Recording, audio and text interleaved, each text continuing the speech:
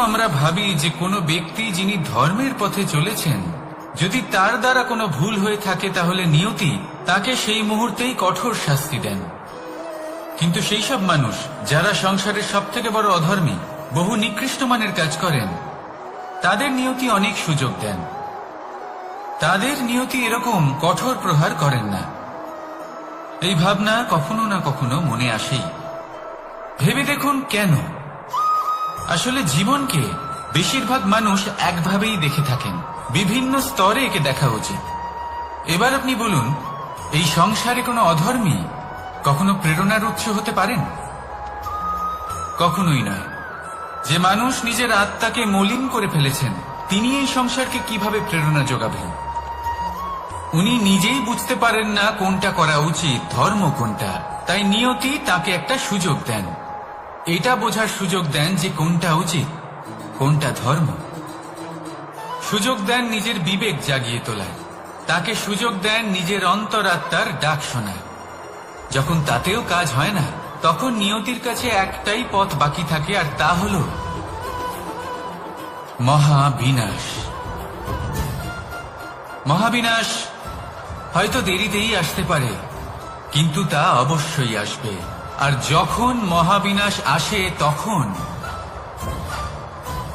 মহাবিনাশের যন্ত্রণা সমগ্র মানব জীবনের যন্ত্রণার থেকে অনেক বেশি হয়। এই কথাটা সবসময় মনে রাখবেন। আর অন্যদিকে যে মানুষ ধর্মের পথে চলছেন, তার দ্বারা যদি কোনো ভুল হয়ে থাকে, তখন নিয়তি তার পরীক্ষা নেন। কিছুক্ষণের জন্য মানুষের মনে হতে পারে নিয়তি তাকে কঠোর শাস্তি দিয়েছেন।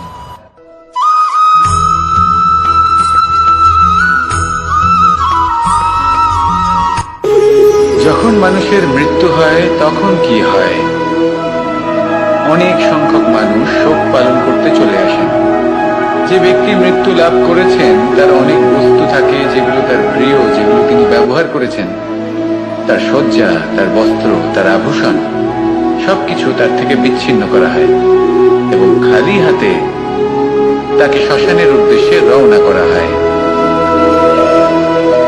আমি আপনাকে এই প্রশ্ন করতে চাই, আপনি এই সংসারে কি অর্জন করেছেন?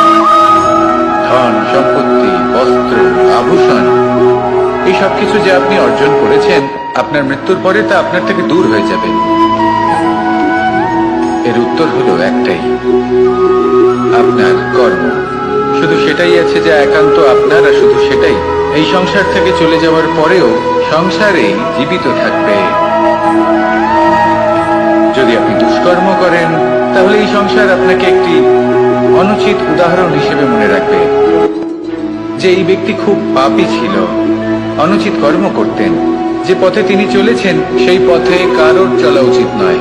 সেখানেই যদি আপনি সৎকর্ম করেন, তাহলে সংসার চিরকাল এটাই বলবে যে খুব ভালো মানুষ ছিলেন, সবাইকে ভালোবাসতেন, সবাইকে সাহায্য করতেন, আমার খুব প্রিয় মানুষ ছিলেন। এটাই হলো শ্রেষ্ঠ কর্ম।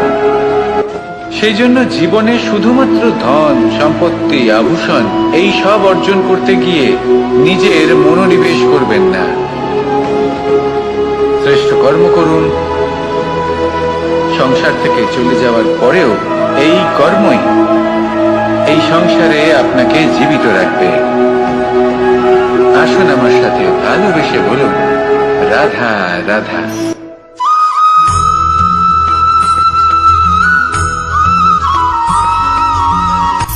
সূচের শেষে একটি ছিদ্র থাকে, যার দ্বারা আমরা এই সুতো পরাতে পারি।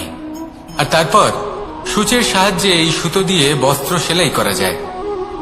কিন্তু যদি সুতোটা সোজা করে ধরা না হয়, তাহলে সূচে কখনো এই সুতো পরানোই সম্ভব নয়। যদি এতে কোনো গিঁট পড়ে, তখন তা কখনোই এই ছিদ্র দ্বারা প্রবেশ করা সম্ভব নয়। ঠিক এইভাবেই যদি আপনি কারোর জীবনে প্রবেশ করতে চান, কারোর অন্তরে প্রবেশ করতে চান, তাহলে আপনাকেও সহজ থাকতে হবে। এতে কোনো গিঁট থাকলে চলবে না, অর্থাৎ মনে যাতে কোনো মালিন্য না থাকে, যেন কোনো কুচিন্তা না থাকে। যদি এসব থাকে, তাহলে আপনি কখনো কারোর জীবনে প্রবেশ করতে পারবেন না। আর যদি কোনোভাবে আপনি প্রবেশ করেও যান, তাহলে তার মনে ঘর করতে পারবেন না। নিজেকে এই সুতোর মতন করে তুলুন, সহজ, মনে যেন কোনো কুচিন্তা না থাকে, সবার প্রতি যেন সদ্ভাবনা থাকে, শুভ চিন্তা থাকে। এমনটা করতে থাকুন। এমন একটা দিন আসবে যেদিন এই সমস্ত সংসারের ব্যক্তির মনে আপনি বাস করবেন, আর তখন এই মন প্রসন্ন হয়ে বলবে, রাধা রাধা।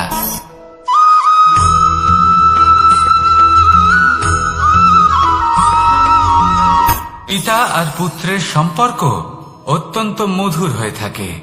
পিতা স্বপ্ন দেখেন, তাকে পূর্ণ করার সকল সম্ভাব্য চেষ্টা করেন, কিন্তু তাও অনেক সময় ওনার স্বপ্ন অপূর্ণ থেকে যায়। তখন পিতা ভাবেন যে স্বপ্ন উনি পূর্ণ করতে পারেননি, ওনার সন্তান তা অবশ্যই পূরণ করবে।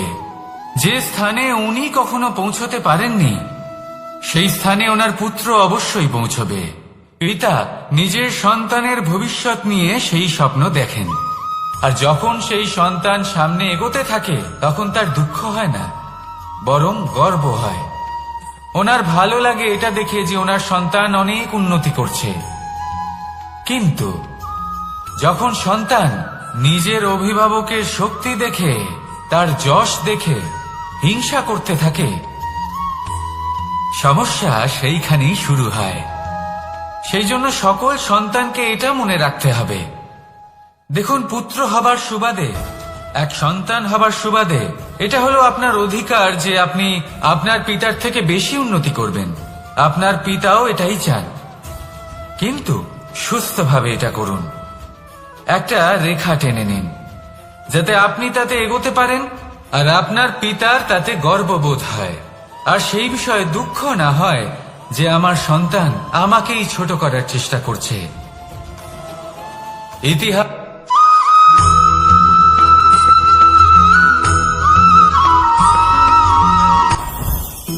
জীবনে কিছু শেখা অত্যন্ত গুরুত্বপূর্ণ। এবার কি কি শিখতে হবে সেই সব শেখানোর জন্য অনেক শিক্ষক রয়েছেন, কিন্তু কি শিখবেন না আর কি করবেন না এটা আমাদের নিজের অভিজ্ঞতা দিয়ে শিখতে হয়। কিন্তু তার মানে এটা নয় যে যদি আপনাকে শিখতে হয় যে আগুনের তাপ কতটা, আপনাকে আগুনের মধ্যে হাত দিতে হবে। না, অন্য কারোর অভিজ্ঞতা দ্বারাও শিখতে পারেন। প্রশ্ন শুধুমাত্র একটাই যে আপনি কি শিখতে চান নাকি চান না। যদি আপনি এটাই ভাবেন যে আমি শুধুই নিজের অভিজ্ঞতা দ্বারাই শিখতে চাই, তাহলে জীবনকাল ছোট মনে হবে, অনেক কিছুই শিখতে পারবেন না। তাই নিজের সাথে সাথে বড়দের অভিজ্ঞতা দ্বারাও শেখা শুরু করে দিন। এই সংসারের অভিজ্ঞতা দ্বারা শিখতে শুরু করে দিন। আর এটা নিশ্চিত রূপে শেখা আবশ্যক যে কখন কি করবেন না, কোথায় থামতে হবে আর কোথায় থামবেন না। তাহলে আসুন আর আমার সাথে ভালোবেসে বলুন, রাধা রাধা।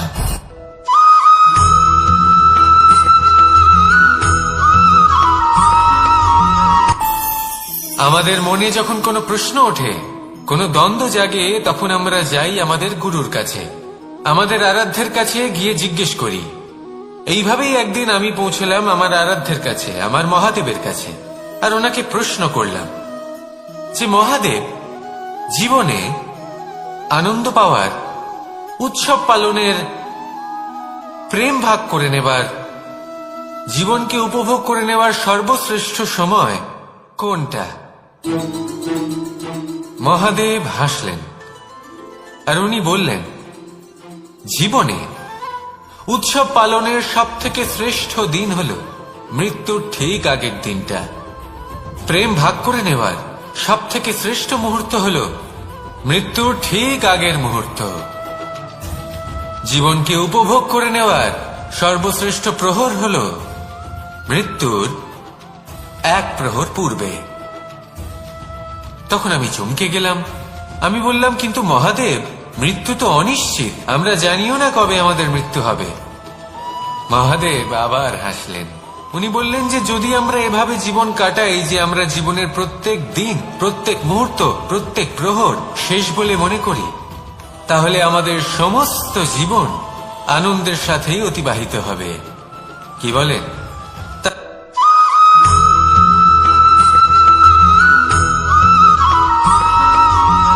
পঞ্চতত্ত্বের মধ্যে দ্বিতীয় তত্ত্ব হল ধরণী।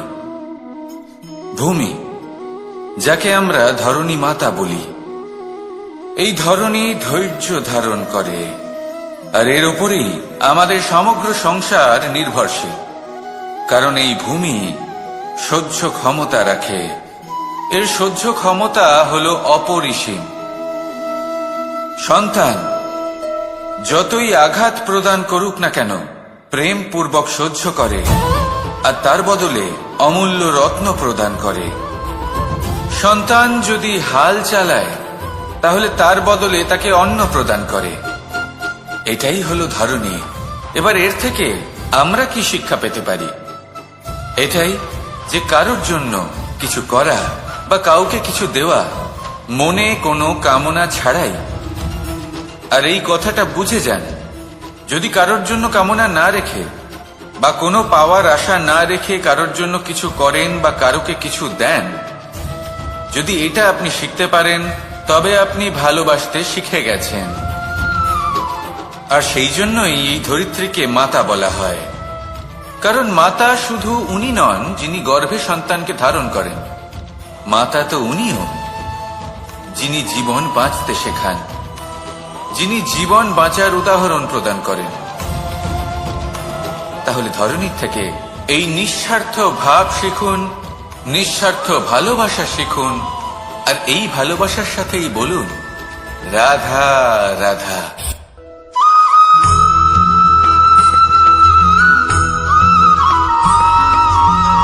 এই সংসারে কোনো বস্তু হোক বা ব্যক্তি হোক, তার একার গুরুত্ব কিন্তু খুব বেশি নয়।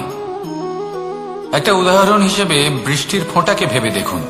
যদি একটি বৃষ্টির ফোঁটা হয় তাহলে তার খুব বেশি গুরুত্ব থাকে না, কিন্তু যখন সহস্র বৃষ্টির ফোঁটা মেঘের মধ্যে দিয়ে ঝরে পড়ে, তখন সেটা বর্ষার রূপ ধারণ করে। সেই বর্ষা যা এই প্রকৃতিকে শান্ত করে। সেইভাবেই পাথরের ছোট টুকরো, তার খুব বেশি গুরুত্ব থাকে না, কিন্তু যখন অসংখ্য পাথরের টুকরো একত্রিত হয় তখন তা পর্বতের আকার ধারণ করে।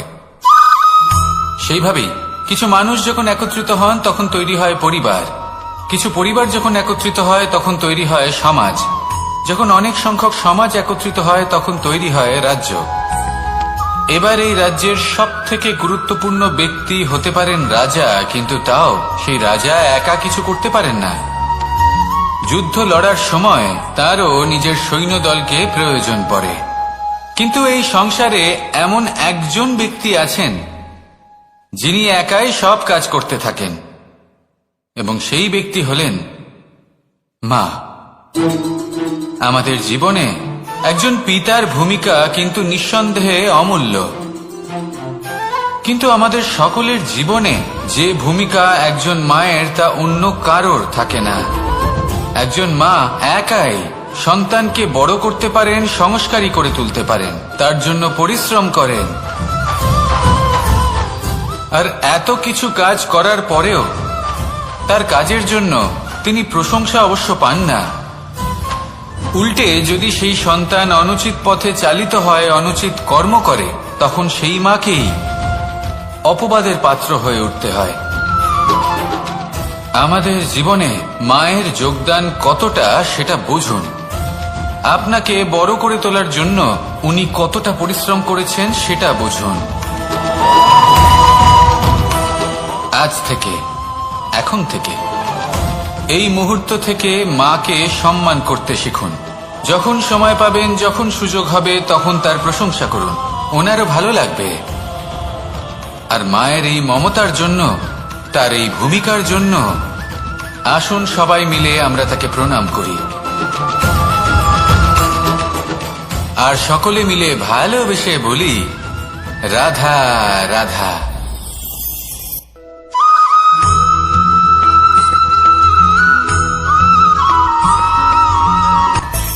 মানুষের মধ্যে একটা বিচিত্র প্রবৃত্তি থাকে, অন্য সকলের বিষয়ে, তাদের জীবনের বিষয়ে, তাদের ব্যক্তিত্বের বিষয়ে, তাদের ভবিষ্যতের বিষয়ে অনুমান করা। এটা হলো অনুচিত। কারোর অতীতকালকে দেখে লোকে ভবিষ্যৎ বলে দিতে পারেন, বর্তমানকে দেখে ভবিষ্যতের বিষয়ে অনুমান করে ফেলেন। উদাহরণ দিতে হলে বলবো, কোনো দাসকে দেখুন, ওকে দেখে লোকে বলে যে ওর ভবিষ্যৎ সেটাই হতে পারে, অনুমান করে ফেলেন। আর এই রাজাকে দেখুন, উনি তো কত সুখী হবেন, উনি তো জগতের সব থেকে অধিক সুখী মানুষ, কত সুখ সুবিধা আছে ওনার কাছে, ধারণা করে ফেলেন। তবে সত্য তো এটাই যে কারোর ব্যক্তিত্বের বিষয়ে, তাদের ভবিষ্যতের বিষয়ে আপনি পূর্ণ সত্য কখনোই বলতে পারবেন না, শুধু অনুমান করতে পারবেন।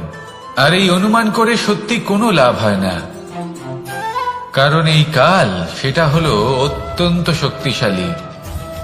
কালো থেকে কালোতর কয়লাকেও হিরেতে পরিণত করতে পারে, অনেক বড় বড় রাজাকেও বিদূষক বানিয়ে ফেলতে পারে এক মুহূর্তেই।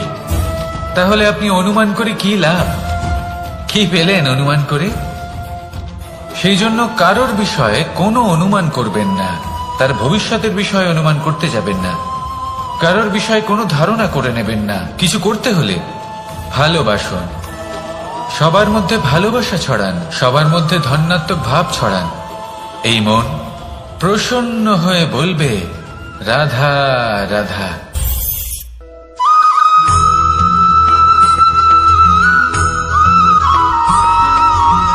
পঞ্চতত্ত্বের মধ্যে দ্বিতীয় তত্ত্ব হল ধরণী, ভূমি, যাকে আমরা ধরণী মাতা বলি। এই ধরণী ধৈর্য ধারণ করে, আর এর উপরেই আমাদের সমগ্র সংসার নির্ভরশীল। কারণ এই ভূমি সহ্য ক্ষমতা রাখে, এর সহ্য ক্ষমতা হল অপরিসীম। সন্তান যতই আঘাত প্রদান করুক না কেন, প্রেম পূর্বক সহ্য করে, আর তার বদলে অমূল্য রত্ন প্রদান করে। সন্তান যদি হাল চালায়, তাহলে তার বদলে তাকে অন্ন প্রদান করে। এটাই হলো ধরণী। এবার এর থেকে আমরা কি শিক্ষা পেতে পারি? এটাই যে কারোর জন্য কিছু করা বা কাউকে কিছু দেওয়া মনে কোনো কামনা ছাড়াই। আর এই কথাটা বুঝে যান, যদি কারোর জন্য কামনা না রেখে বা কোনো পাওয়ার আশা না রেখে কারোর জন্য কিছু করেন বা কারোকে কিছু দেন, যদি এটা আপনি শিখতে পারেন, তবে আপনি ভালোবাসতে শিখে গেছেন। আর সেই জন্যই এই ধরিত্রীকে মাতা বলা হয়। কারণ মাতা শুধু উনি নন যিনি গর্ভে সন্তানকে ধারণ করেন, মাতা তো উনিও যিনি জীবন বাঁচতে শেখান, যিনি জীবন বাঁচার উদাহরণ প্রদান করেন। তাহলে ধরণীর থেকে এই নিঃস্বার্থ ভাব শিখুন, নিঃস্বার্থ ভালোবাসা শিখুন, আর এই ভালোবাসার সাথেই বলুন, রাধা রাধা।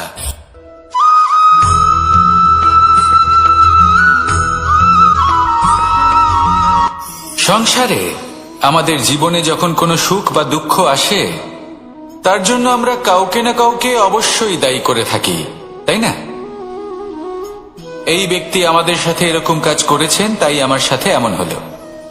ওই ব্যক্তি যদি এমনটা না করতেন, তাহলে আজ আমি ওই স্থানে পৌঁছতে পারতাম। সবই আপনার দৃষ্টিভঙ্গির ওপর নির্ভরশীল। আর যদি আপনার দৃষ্টিভঙ্গি এমন হয়, তাহলে তা অনুচিত। সত্যি কথা বলতে, এই সংসারে ভিন্ন ভিন্ন ধরনের মানুষ আছে। এটা আপনার উপর নির্ভর করছে কিভাবে তাদের স্বাগত জানাবেন।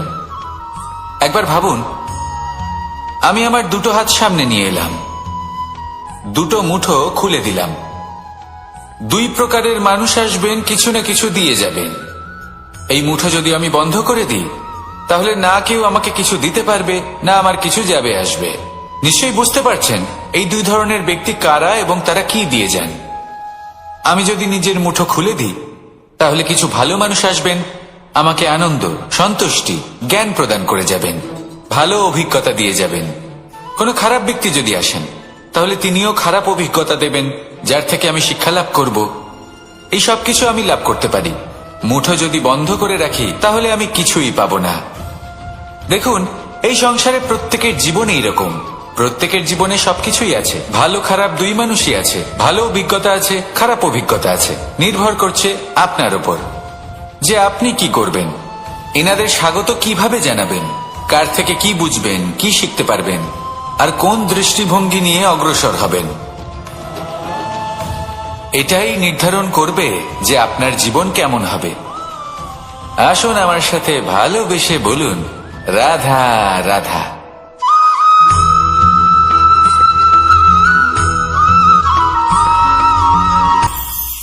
এটা হলো ধান গাছ। এর থেকে যে চাল উৎপন্ন হয় তা মানুষ গ্রহণ করেন।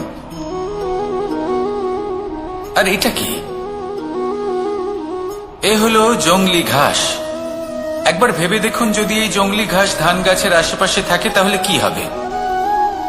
ধান উৎপন্ন হতে পারবে? তা উৎকৃষ্ট হতে পারবে? আমরা কি তা গ্রহণ করতে পারবো? কখনোই নয়। এই জংলি ঘাস ধানকে নষ্ট করে দেবে, কিন্তু নিজে জীবিত থাকবে।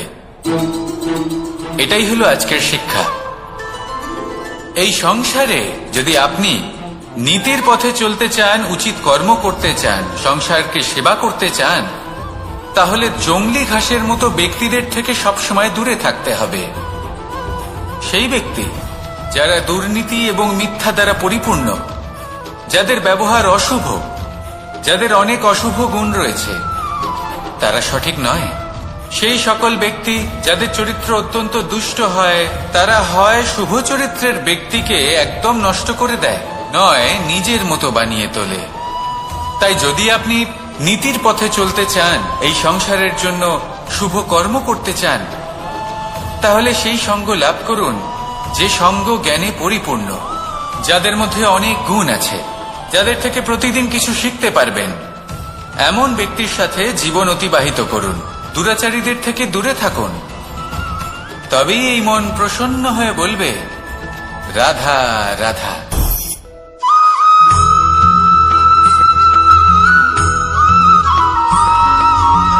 মানুষের মানসিকতা এমন হয় যে সে যতটা করে আশা করে যে তার থেকে অনেক বেশি তার বদলে সে পাবে। দেখুন, সবকিছুই আপনার ভাবনা চিন্তার উপর নির্ভর করছে। আপনি যদি ফলের বিষয়ে ভেবে কর্ম করতে থাকেন তাহলে সেটা অনুচিত। জীবনের আসল আনন্দ হলো নিজের কর্ম করতে থাকা, ফলের চিন্তা করা উচিত নয়। যদি আপনি এরকম ভাবেন যে আমি এতটা করছি, আমার এতটা পাওয়া উচিত, সেই ভাবনা অনুচিত। যদি আপনি সেবার মানসিকতা নিয়ে কর্ম করতে থাকেন, কর্মচক্রে প্রবাহিত হন, যদি আপনি এমন ভাবনা রাখেন যে আমি এতটা পাচ্ছি তাই এর থেকে অনেক বেশি আমি কর্ম করব, তাহলে নিশ্চিত রূপে আপনি যতটা করছেন তার থেকে অনেক বেশি আপনি পাবেন। আপনার আশার থেকে অনেক বেশি আপনি পাবেন। শুধু জীবনে অনেক বেশি কাজ করতে থাকুন, ফলের চিন্তা করবেন না। আর মনে রাখবেন, এই ভাবনাই সব থেকে বড় বীজ। কর্মের উপর বিশ্বাস রাখুন। জীবনে যা যা আপনি চান সবই সুখময় হবে। আসুন আর আমার সাথে ভালোবেসে বলুন, রাধা রাধা।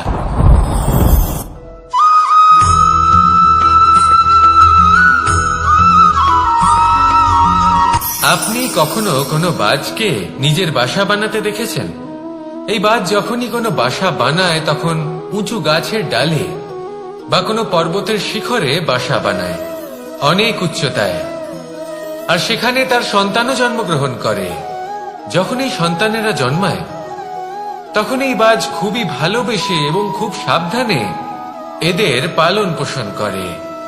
নিজের ঠোঁট দিয়ে তাদের ঠোঁটে খাবার পরিবেশন করে। কিন্তু যেই সেই সন্তানেরা হৃষ্টপুষ্ট হয়ে যায় এবং সেই কথা বাজ নিজে বুঝতে পেরে যায়, সেই বাজ নিজেই সেই বাসা ছিন্ন ভিন্ন করে দেয়। সেই সন্তান যাদের সবেমাত্র ডানা গজিয়েছে, কিভাবে উঠতে হয় তারা জানে না, সেই সন্তানগুলিকে উচ্চতা থেকে ঠেলে দেয়। সেই সন্তান প্রথমে ভয়ভীত হয়ে যায়। তারা সামনে মৃত্যুকে দেখতে পেয়ে ভয়ের কারণে তাদের ডানা ঝাপটাতে থাকে। আর সেই প্রক্রিয়াতে সেই সন্তানগুলি উড়তে শুরু করে দেয়। এবার এই ঘটনায় আমরা কি শিক্ষা পেতে পারি? এটাই, যদি আপনি মাতা পিতা হন তাহলে নিজের সন্তানকে অবশ্যই স্নেহ করুন, কিন্তু তাদেরকে নিজের আঁচলের তলায় বেঁধে রাখবেন না। যদি আপনি চান আপনার সন্তান জীবনে উন্নতি করুক, তাহলে নিজের মুঠো থেকে তাদের স্বতন্ত্র করে দিন। এই সংসারে সংঘর্ষ করতে দিন। সেই সন্তান নিজেই বুঝতে পারবে যে জন্মের সময় পাওয়া ডানা কি করে ব্যবহার করতে হয়। আর আপনার চোখের সামনে আপনার সন্তান এই আকাশে উড়তে থাকবে। তাহলে আসুন আমার সাথে ভালোবেসে বলুন, রাধা রাধা।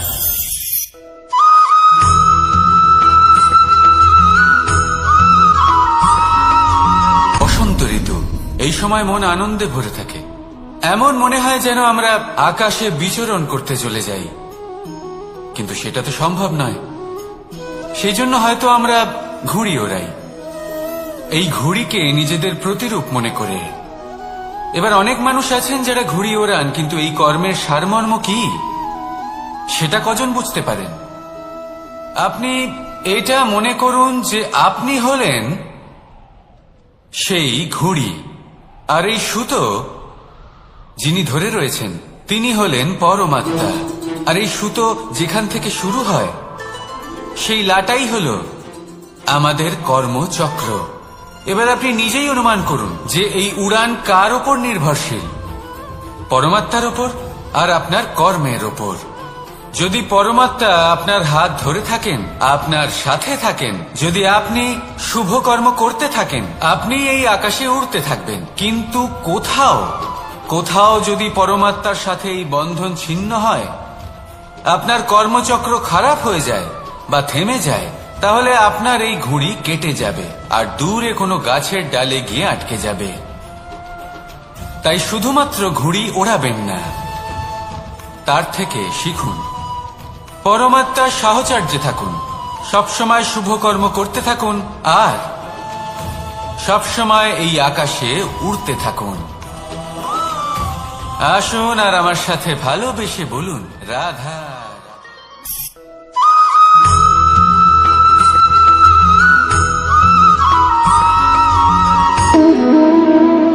সম্পর্ক হলো আমাদের জীবনের একটি আধার।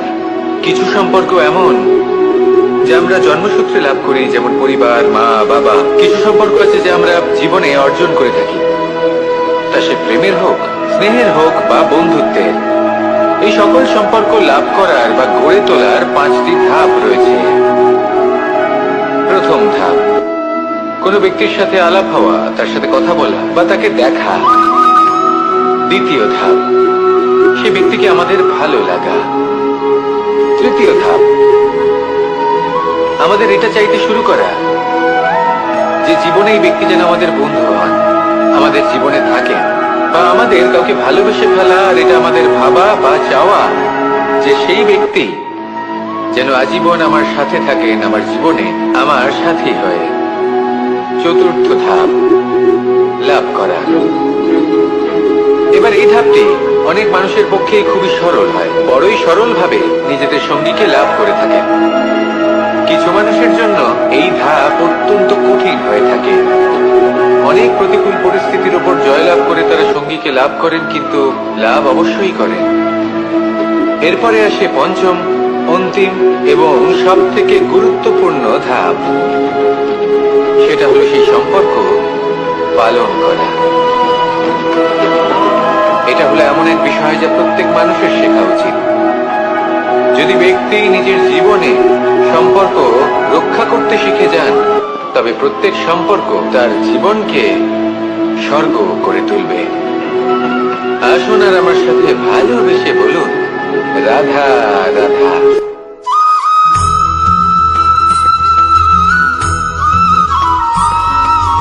জীবনে যখন কোনো ব্যক্তি নিজের লক্ষ্য প্রাপ্তির জন্য নিরন্তর পরিশ্রম করতে থাকেন, চেষ্টা করতে থাকেন, তখন তিনি কষ্ট অনুভব করেন, কখনো শারীরিক কষ্ট, কখনো মানসিক কষ্ট। এবার উনি এটা ভাবতে থাকেন যে আমি কি উচিত করছি নাকি অনুচিত করছি। কারণ অন্যদিকে এমন একজন ব্যক্তিও আছেন যিনি একদমই পরিশ্রম চেষ্টা করছেন না। তিনি মদিরা পান করেন, বিলাসিতায় জীবন কাটান, অলস প্রকৃতির হয়ে ওঠেন, নিদ্রাতে বিলীন হয়ে থাকেন আর ভাবেন যে তিনি সুখ লাভ করছেন। কিন্তু এরকম কেন হয়? কারণ যখন আমরা সৎ পথে থাকি, উচিত পথে চলি, লক্ষ্য প্রাপ্ত করার জন্য চেষ্টা করতে থাকি, তখন আমাদের ভেতরে থাকা নেতিবাচক শক্তি এবং পাপ এই দেহকে ত্যাগ করে দেয়। আর এই অনুভূতিটাই আমাদের দুঃখের অনুভূতি দেয়, কষ্ট দেয়। এবার সেখানে যদি আমরা কুপথে চলি, অনুচিত পথে চলতে থাকি, তাহলে আমাদের ভেতরে থাকা পুণ্য এবং ধনাত্মক শক্তি আমাদের দেহ ত্যাগ করে দেয়। আর এই অনুভূতির কারণেই আমরা সুখ অনুভব করি। কিন্তু কখনো ভাববেন যে এই সুখ বেশি সময় পর্যন্ত থাকে না। সেই জন্য সবসময় মনে রাখবেন, যদি আপনি জানেন যে এটাই আপনার লক্ষ্য, এটাই উচিত পথ, শুভ পথ, তাতে নিরন্তরভাবে এগিয়ে যেতে চেষ্টা করতে থাকুন। এই কষ্ট আপনাকে সুখের পরাকাষ্ঠায় কখন পৌঁছে দেবে তা আপনি জানতেই পারবেন না। আসুন আমার সাথে ভালোবেসে বলুন, রাধা রাধা।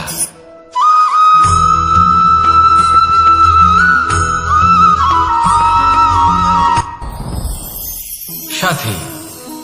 সাথী এই শব্দটির ব্যাখ্যা কে কিভাবে করে? মিত্র, সখা, বন্ধু। কিন্তু অর্থ একটাই, তিনি যিনি আপনার সঙ্গী হন আর তিনি যার সাথী আপনি হন। এবার সব থেকে বড় প্রশ্ন হলো এটাই যে তিনি কে হতে পারেন যাকে আপনি আপনার সাথী বলে মেনে নিতে পারেন, নিজের সখা, নিজের মিত্র, নিজের বন্ধু মেনে নিতে পারেন। আপনার সাথী হলেন তিনি যিনি দুঃখের সময় আপনার পাশে থাকবেন, আপনার হাত ধরে থাকবেন। আপনার সাথী হলেন তিনি যার হাত আপনি নিজের সুখের দিনে ধরে থাকবেন। সেই সাথীরই হাত ধরুন যিনি দুঃখে সবসময় আপনাকে সাহায্য করার জন্য তৎপর হয়ে থাকেন, আপনার পাশে থাকেন, আর যাকে সুখের দিনে আপনি আপনার সাথে রাখতে পারেন। আর যখন আপনার সাথে আপনার এই সাথী থাকবে তখন আপনি এটা বুঝবেন যে যখন জীবনে দুঃখ আসে তখন এই দুঃখ কমে যায়, সবার মধ্যে ভাগ হয়ে যায়। আর যদি তখন সুখ আসে তাহলে সেটা সবার উপস্থিতিতে আরো বেড়ে যায়। এটাই হলো প্রেম, এটাই হলো ভালোবাসা, এটাই হলো সঙ্গ। যেমন সম্পর্ক আমার আর রাধার মাঝে। তাহলে আসুন আর আমার সাথে ভালোবেসে বলুন, রাধা রাধা।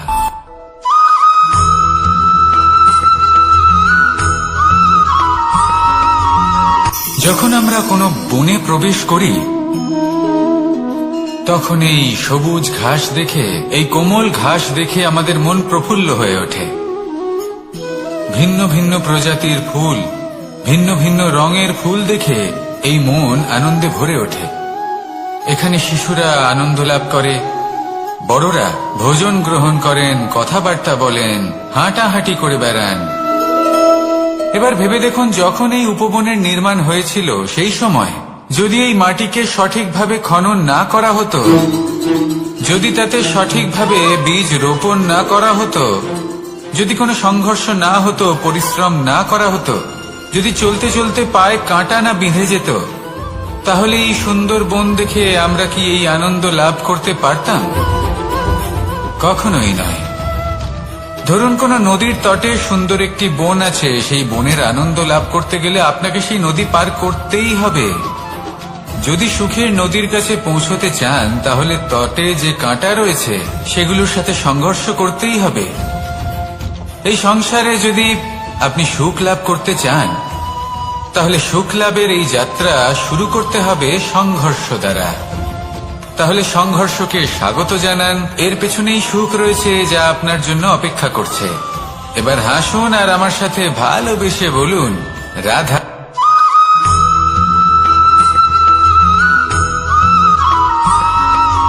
জীবনে অগ্রসর হওয়ার জন্য আমাদের কাকে প্রয়োজন হয়?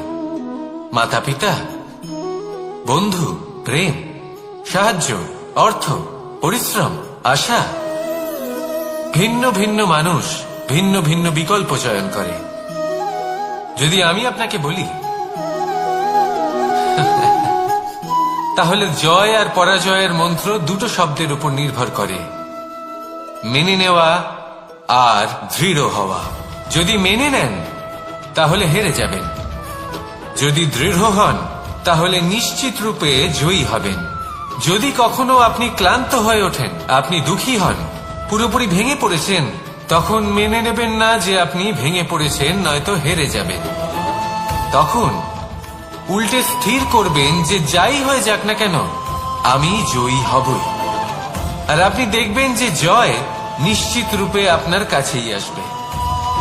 তাহলে এই কথা মনে রাখবেন আর আমার সাথে ভালোবেসে বলবেন, রাধা রাধা।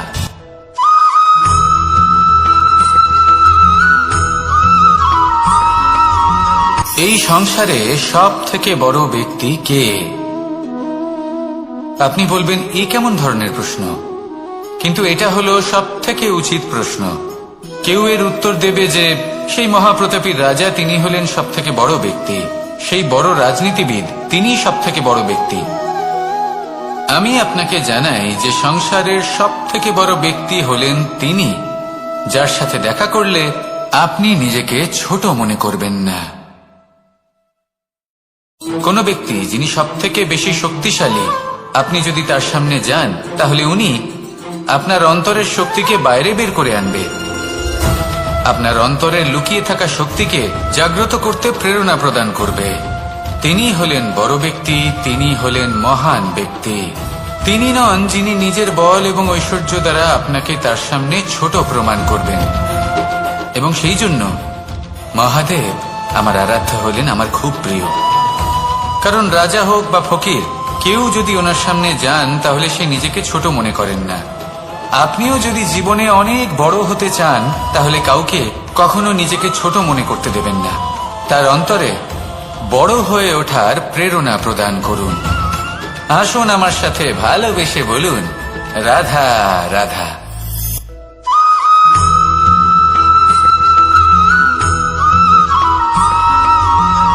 মানুষের মানসিকতা এমন হয় যে সে যতটা করে আশা করে যে তার থেকে অনেক বেশি তার বদলে সে পাবে। দেখুন, সবকিছুই আপনার ভাবনা চিন্তার উপর নির্ভর করছে। আপনি যদি ফলের বিষয়ে ভেবে কর্ম করতে থাকেন তাহলে সেটা অনুচিত। জীবনের আসল আনন্দ হলো নিজের কর্ম করতে থাকা, ফলের চিন্তা করা উচিত নয়। যদি আপনি এরকম ভাবেন যে আমি এতটা করছি, আমার এতটা পাওয়া উচিত, সেই ভাবনা অনুচিত। যদি আপনি সেবার মানসিকতা নিয়ে কর্ম করতে থাকেন, কর্মচক্রে প্রবাহিত হন, যদি আপনি এমন ভাবনা রাখেন যে আমি এতটা পাচ্ছি তাই এর থেকে অনেক বেশি আমি কর্ম করব, তাহলে নিশ্চিত রূপে আপনি যতটা করছেন তার থেকে অনেক বেশি আপনি পাবেন, আপনার আশার থেকে অনেক বেশি আপনি পাবেন। শুধু জীবনে অনেক বেশি কাজ করতে থাকুন, ফলের চিন্তা করবেন না। আর মনে রাখবেন, এই ভাবনাই সব থেকে বড় বীজ। কর্মের উপর বিশ্বাস রাখুন, জীবনে যা যা আপনি চান সবই সুখময় হবে। আসুন আর আমার সাথে ভালোবেসে বলুন, রাধা রাধা।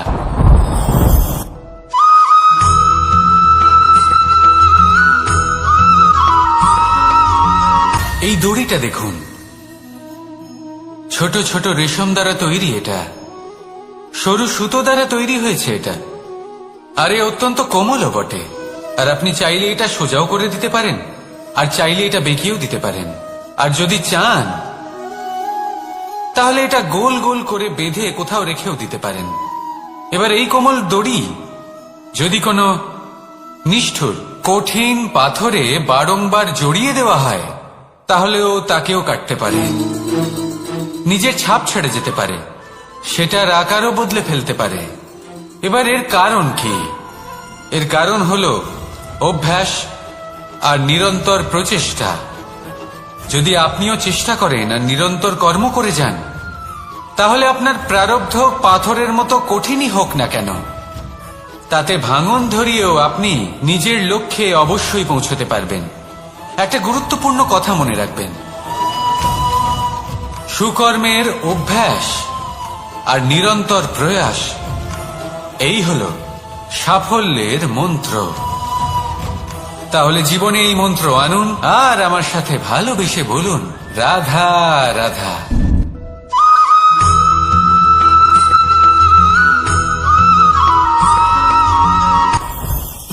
জীবনে কিছু শেখা অত্যন্ত গুরুত্বপূর্ণ। এবার কি কি শিখতে হবে সেই সব শেখানোর জন্য অনেক শিক্ষক রয়েছেন, কিন্তু কি শিখবেন না আর কি করবেন না এটা আমাদের নিজের অভিজ্ঞতা দিয়ে শিখতে হয়।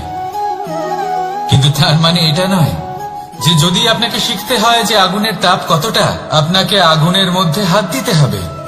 না, অন্য কারোর অভিজ্ঞতা দ্বারাও শিখতে পারেন। প্রশ্ন শুধুমাত্র একটাই যে আপনি কি শিখতে চান নাকি চান না।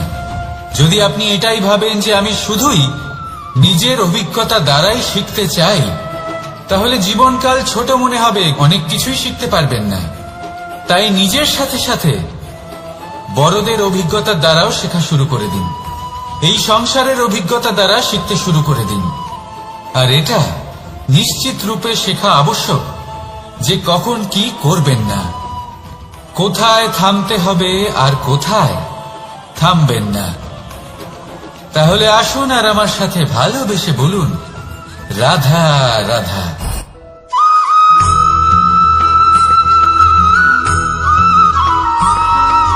মানুষের একটি সমস্যা আছে যে মানুষ সাফল্যকে মাপতে থাকেন, লক্ষ্যপ্রাপ্তিকে মাপতে থাকেন এবং তার তুলনা করতে থাকেন যে ও এত কিছু পেল আর আমি পেলাম না, ওর কাছে এত কিছু আছে কিন্তু আমার কাছে নেই। এই তুলনা করার জন্য ওনারা দুঃখী হয়ে পড়েন, নিরাশ হয়ে পড়েন। তাই আমি একটা প্রশ্ন করছি যে এটা কি উচিত? এই সংসারে আপনি কি নিয়ে তুলনা করবেন, যেখানে সূর্যদেব চন্দ্রমা দুজনেই আছেন, দুজনেই হলেন বিশেষ, দুজনেই নিজ নিজ সময়ে উদিত হন। এদের মধ্যে একজন না থাকলে তাহলে আমাদের জীবন কঠিন হয়ে পড়বে। ঠিক সেইভাবেই আপনি যদি একটা বড় রেখা অঙ্কন করেন তাহলে অন্য রেখাটি ছোট হয়ে পড়ে না, সে তেমনই থাকে যেমনটা সে ছিল। আপনার অস্তিত্ব কখনো ছোট বা বড় হতে পারে না। শুধু তুলনা করার জন্য আপনার এটা মনে হতে পারে। যদি আপনি যুদ্ধ করতে চান আপনার তলোয়ারের প্রয়োজন পড়বে। যদি বস্ত্র তৈরি করতে চান এত বড় তলোয়ার দিয়ে কিছুই হবে না, তখন প্রয়োজন পড়বে একটা ছোট্ট সূচের। তাই তুলনা করবেন না, না নিজেকে ছোট মনে করবেন না অন্য কাউকে। সবার সাথে সহযোগিতা করুন, আর যদি তুলনা করতেই হয় নিজের সাথে করুন যে কাল আমি কেমন ব্যক্তি ছিলাম, আজ কি তার থেকে শ্রেষ্ঠ হয়ে উঠতে পেরেছি। ভেবে দেখুন ভবিষ্যতে গিয়ে আপনি কতটা শ্রেষ্ঠ ব্যক্তি হতে পারেন। আসুন আমার সাথে ভালোবেসে বলুন, রাধা রাধা।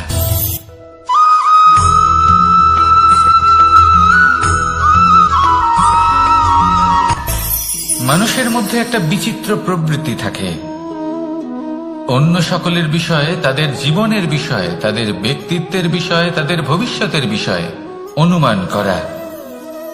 এটা হলো অনুচিত। কারোর অতীতকালকে দেখে লোকে ভবিষ্যৎ বলে দিতে পারেন, বর্তমানকে দেখে ভবিষ্যতের বিষয়ে অনুমান করে ফেলেন। উদাহরণ দিতে হলে বলবো, কোনো দাসকে দেখুন, ওকে দেখে লোকে বলে যে ওর ভবিষ্যৎ সেটাই হতে পারে, অনুমান করে ফেলেন। আর এই রাজাকে দেখুন, উনি তো কত সুখী হবেন, উনি তো জগতের সব থেকে অধিক সুখী মানুষ, কত সুখ সুবিধা আছে ওনার কাছে, ধারণা করে ফেলেন। তবে সত্য তো এটাই যে কারোর ব্যক্তিত্বের বিষয়ে, তাদের ভবিষ্যতের বিষয়ে আপনি পূর্ণ সত্য কখনোই বলতে পারবেন না, শুধু অনুমান করতে পারবেন। আর এই অনুমান করে সত্যি কোনো লাভ হয় না, কারণ এই কাল সেটা হলো অত্যন্ত শক্তিশালী। কালো থেকে কালোতর কয়লাকেও হিরেতে পরিণত করতে পারে, অনেক বড় বড় রাজাকেও বিদূষক বানিয়ে ফেলতে পারে এক মুহূর্তেই। তাহলে আপনি অনুমান করে কি লাভ? কি পেলেন অনুমান করে? সেই জন্য কারোর বিষয়ে কোনো অনুমান করবেন না, তার ভবিষ্যতের বিষয়ে অনুমান করতে যাবেন না, কারোর বিষয়ে কোনো ধারণা করে নেবেন না। কিছু করতে হলে ভালোবাসুন, সবার মধ্যে ভালোবাসা ছড়ান, সবার মধ্যে ধন্যাত্মক ভাব ছড়ান। এই মন প্রসন্ন হয়ে বলবে, রাধা রাধা।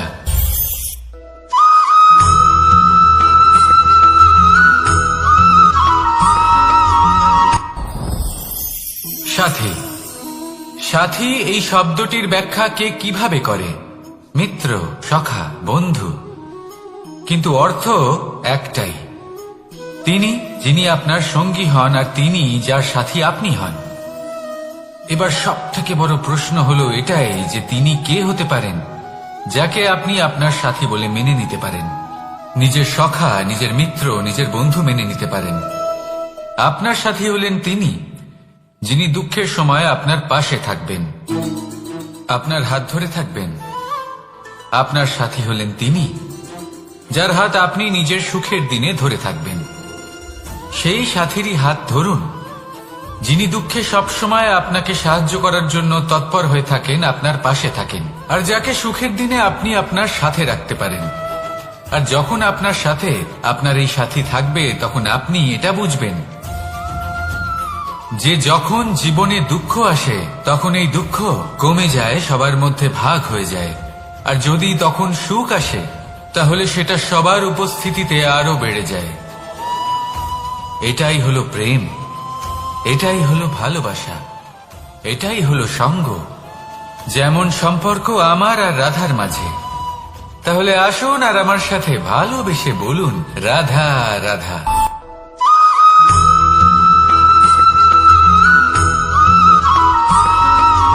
আমাদের শরীর প্রকৃতির সর্বশ্রেষ্ঠ রচনা। যে অঙ্গ প্রত্যঙ্গ আমরা লাভ করেছি প্রত্যেকটির মধ্যে একটি নিজস্ব বার্তা রয়েছে। একটু ভেবে দেখুন, দুটি চোখ দিয়েছে দেখার জন্য, দুটি কান দিয়েছে শোনার জন্য, নাসিকাও আছে দুটি, দুটি হাত দিয়েছে দ্বিগুণ পরিশ্রম করার জন্য। কিন্তু জীব শুধুমাত্র একটি। তার উপরেও তীক্ষ্ণ বলিষ্ঠ দাঁত দিয়েছে তার রক্ষার জন্য। কখনো ভেবে দেখেছেন কেন?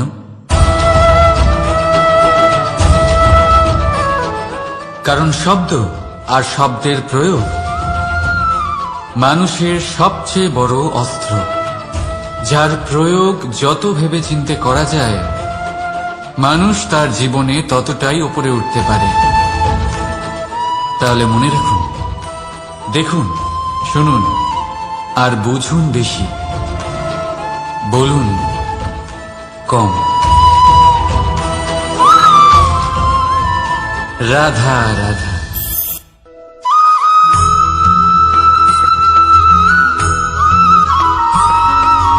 কথায় আছে, প্রত্যেক পুত্র তার পিতার প্রতিচ্ছবি হয়, আর সমস্ত প্রতিচ্ছবি চায় যেন সে তার অস্তিত্ব প্রাপ্ত করতে পারে।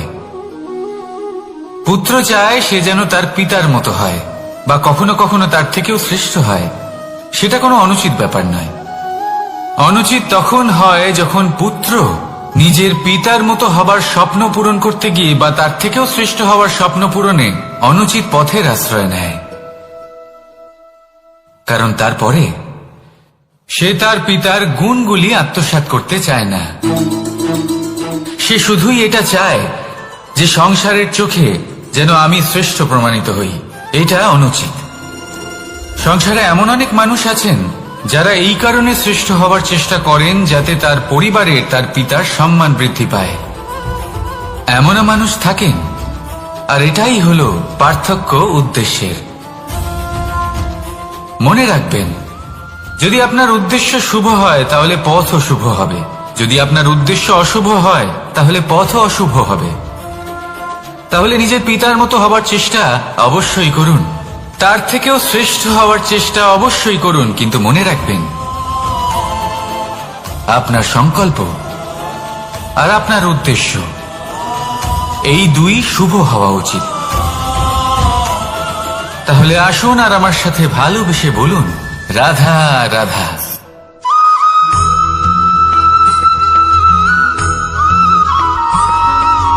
বসন্ত ঋতু, এই সময় মন আনন্দে ভরে থাকে। এমন মনে হয় যেন আমরা আকাশে বিচরণ করতে চলে যাই, কিন্তু সেটা তো সম্ভব নয়। সেই জন্য হয়তো আমরা ঘুড়ি ওড়াই, এই ঘুড়িকে নিজেদের প্রতিরূপ মনে করে।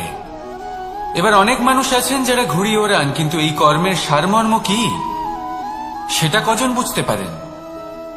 আপনি এটা মনে করুন যে আপনি হলেন সেই ঘুড়ি, আর এই সুতো যিনি ধরে রয়েছেন তিনি হলেন পরমাত্মা। আর এই সুতো যেখান থেকে শুরু হয় সেই লাটাই হল আমাদের কর্মচক্র। এবার আপনি নিজেই অনুমান করুন যে এই উড়ান কার ওপর নির্ভরশীল, পরমাত্মার ওপর আর আপনার কর্মের ওপর। যদি পরমাত্মা আপনার হাত ধরে থাকেন, আপনার সাথে থাকেন, যদি আপনি শুভ কর্ম করতে থাকেন, আপনি এই আকাশে উড়তে থাকবেন। কিন্তু কোথাও কোথাও যদি পরমাত্মার সাথে এই বন্ধন ছিন্ন হয়, আপনার কর্মচক্র খারাপ হয়ে যায় বা থেমে যায়, তাহলে আপনার এই ঘুড়ি কেটে যাবে আর দূরে কোনো গাছের ডালে গিয়ে আটকে যাবে। তাই শুধুমাত্র ঘুড়ি ওড়াবেন না, তার থেকে শিখুন, পরমাত্মার সাহচর্যে থাকুন, সবসময় শুভ কর্ম করতে থাকুন আর সবসময় এই আকাশে উড়তে থাকুন। আসুন আর আমার সাথে ভালোবেসে বলুন, রাধা।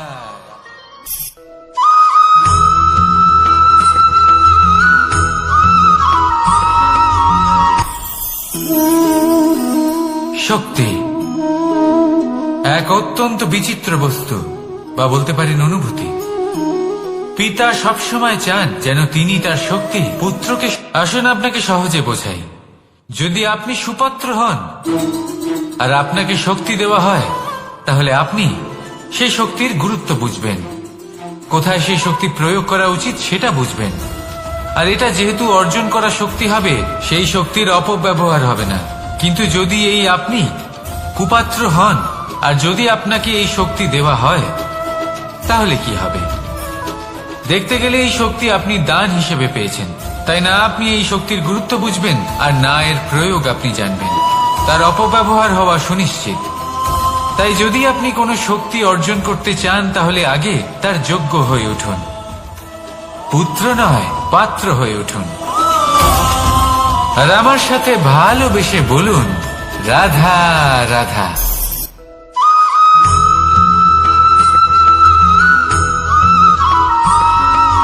প্রত্যেক মানুষ নিজের জীবনে হীরক তথা হীরে এবং দর্পণ এই দুই দেখেছেন।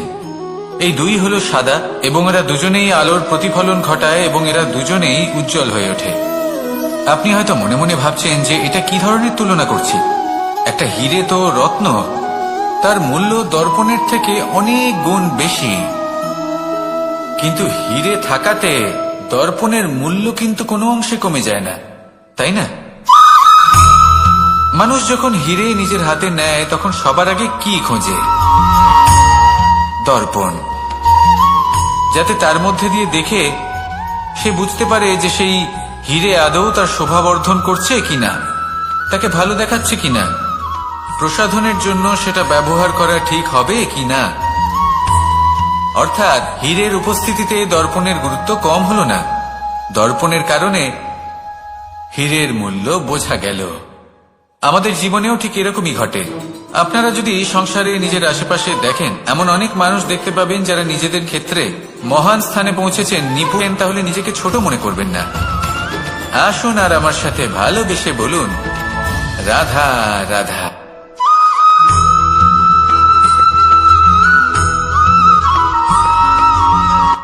সংসারে আমাদের জীবনে যখন কোনো সুখ বা দুঃখ আসে, তার জন্য আমরা কাউকে না কাউকে অবশ্যই দায়ী করে থাকি, তাই না? এই ব্যক্তি আমাদের সাথে এরকম কাজ করেছেন, তাই আমার সাথে এমন হলো।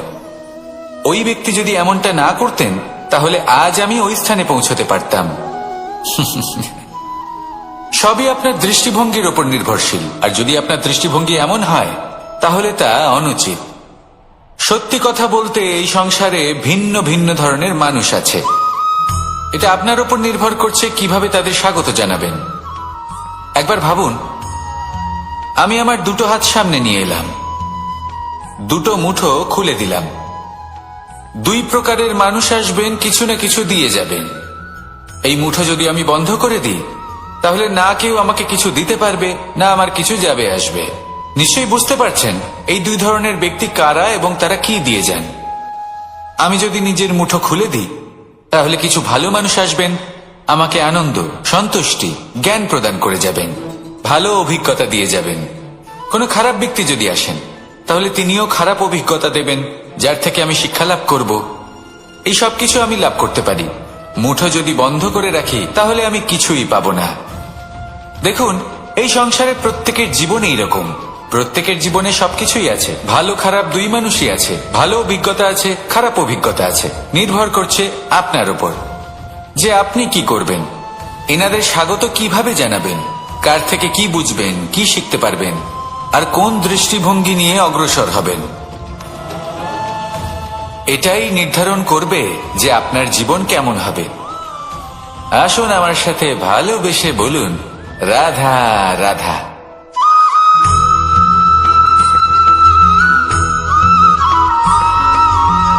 এই দড়িটা দেখুন,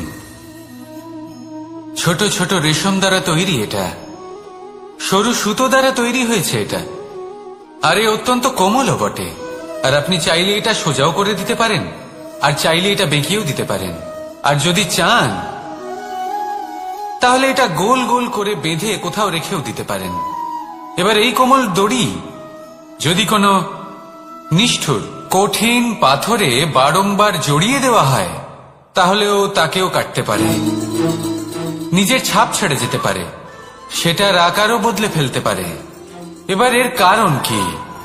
এর কারণ হলো অভ্যাস আর নিরন্তর প্রচেষ্টা। যদি আপনিও চেষ্টা করেন আর নিরন্তর কর্ম করে যান, তাহলে আপনার প্রারব্ধ পাথরের মতো কঠিনই হোক না কেন, তাতে ভাঙন ধরিয়েও আপনি নিজের লক্ষ্যে অবশ্যই পৌঁছতে পারবেন। একটা গুরুত্বপূর্ণ কথা মনে রাখবেন, সুকর্মের অভ্যাস আর নিরন্তর প্রয়াস, এই হল সাফল্যের মন্ত্র। তাহলে জীবনে এই মন্ত্র আনুন আর আমার সাথে ভালোবেসে বলুন, রাধা রাধা।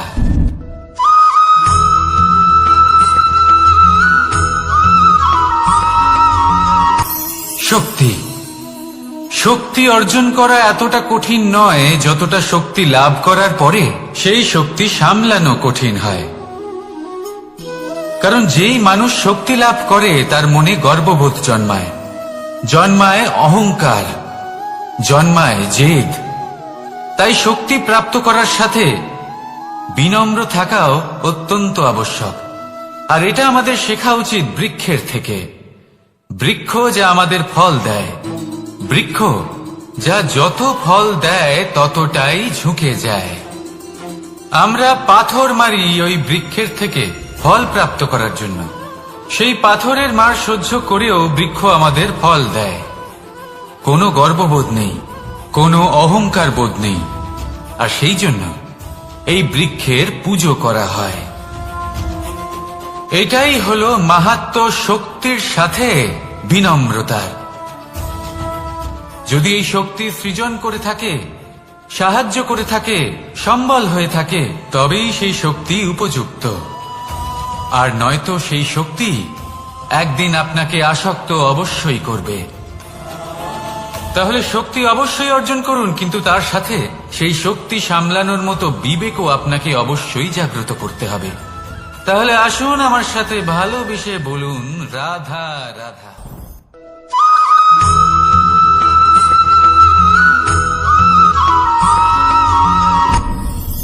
আপনি কি কখনো কোনো জলের ধারা দেখেছেন? তার সামনে যতই মাটি থাকুক না কেন, যতই কাদা থাকুক না কেন, যখন এই জলের ধারা বইতে আরম্ভ করে দেয়, তাহলে নিজের মনে, নিজের ভাবনার, নিজের জীবনের যত অনাবশ্যক তত্ত্ব আছে, অনুপযোগী অংশ রয়েছে, অর্থাৎ অপরিষ্কার অংশ রয়েছে, তা নিজে থেকেই নির্মল হয়ে উঠবে। আর যেরকম জলের ধারা কখনো থেমে থাকে না, সব সময় বয়ে চলে, সেইভাবে আপনিও কখনোই থামবেন না। সবসময় বয়ে চলুন, এগোতে থাকুন। পথে যদি অনেক বিপদ আসে, সমস্যা আসে, থামবেন না, তার উপর নিরন্তর প্রহার করুন, নিরন্তর প্রয়াস করুন, আর অগ্রসর হন। আপনি ভেবে দেখুন, এই জলের ধারা কখনো থেমে থাকে না, সবসময় বয়ে চলে, বিপদের সম্মুখীন হয়ে তাকে সাথে বয়ে নিয়ে চলে।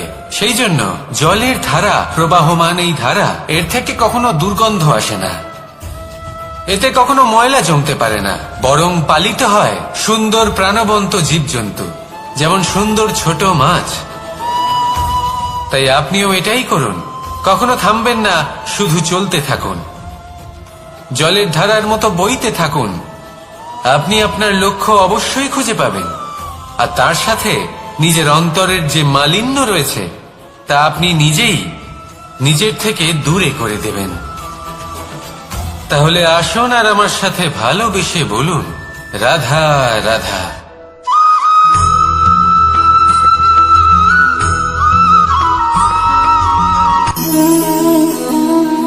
নিয়তি।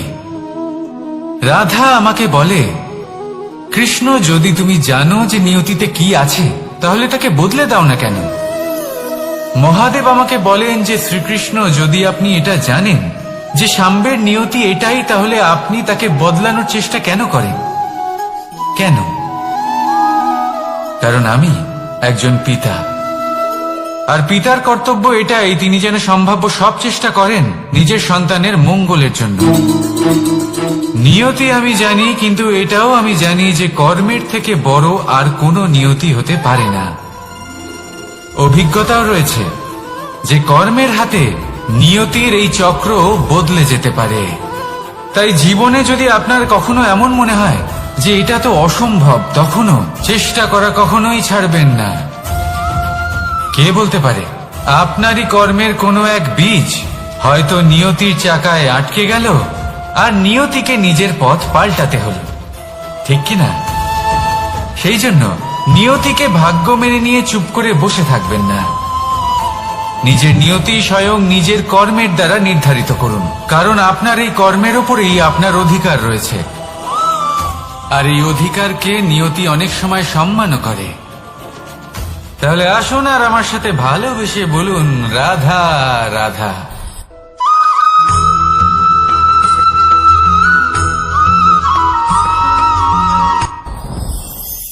সাথী। সাথী এই শব্দটির ব্যাখ্যা কে কিভাবে করে? মিত্র, সখা, বন্ধু, কিন্তু অর্থ একটাই। তিনি যিনি আপনার সঙ্গী হন, আর তিনি যার সাথী আপনি হন।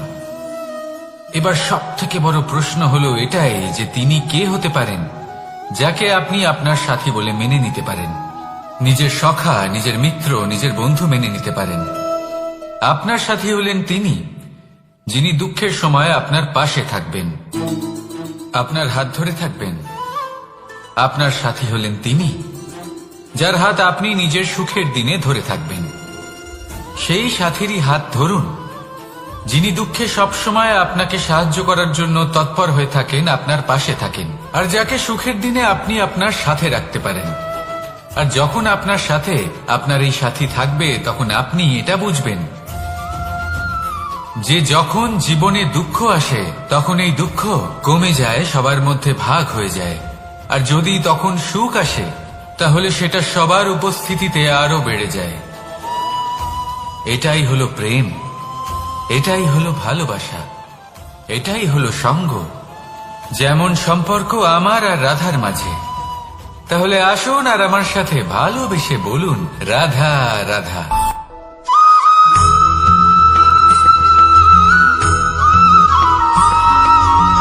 পঞ্চতত্ত্বের মধ্যে দ্বিতীয় তত্ত্ব হল ধরণী, ভূমি, যাকে আমরা ধরণী মাতা বলি। এই ধরণী ধৈর্য ধারণ করে, আর এর ওপরেই আমাদের সমগ্র সংসার নির্ভরশীল। কারণ এই ভূমি সহ্য ক্ষমতা রাখে, এর সহ্য ক্ষমতা হল অপরিসীম। সন্তান যতই আঘাত প্রদান করুক না কেন, প্রেম পূর্বক সহ্য করে, আর তার বদলে অমূল্য রত্ন প্রদান করে। সন্তান যদি হাল চালায় তাহলে তার বদলে তাকে অন্ন প্রদান করে। এটাই হলো ধরণী। এবার এর থেকে আমরা কি শিক্ষা পেতে পারি? এটাই যে কারোর জন্য কিছু করা বা কাউকে কিছু দেওয়া মনে কোনো কামনা ছাড়াই। আর এই কথাটা বুঝে যান, যদি কারোর জন্য কামনা না রেখে বা কোনো পাওয়ার আশা না রেখে কারোর জন্য কিছু করেন বা কারোকে কিছু দেন, যদি এটা আপনি শিখতে পারেন তবে আপনি ভালোবাসতে শিখে গেছেন। আর সেই জন্যই এই ধরিত্রীকে মাতা বলা হয়। কারণ মাতা শুধু উনি নন যিনি গর্ভে সন্তানকে ধারণ করেন, মাতা তো উনিও যিনি জীবন বাঁচতে শেখান। যিনি জীবন বাঁচার উদাহরণ প্রদান করেন। তাহলে ধরনীর থেকে এই নিঃস্বার্থ ভাব শিখুন, নিঃস্বার্থ ভালোবাসা শিখুন, আর এই ভালোবাসার সাথেই বলুন রাধা রাধা।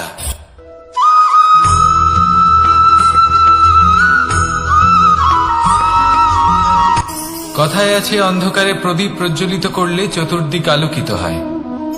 কিন্তু যদি এই প্রদীপ আমি সূর্যের আলোর সম্মুখে সকালবেলায় প্রজ্বলিত করে রেখে দিই, তাহলে কি হবে? আপনি বলবেন যে এটা করে তো কোনো লাভই হলো না।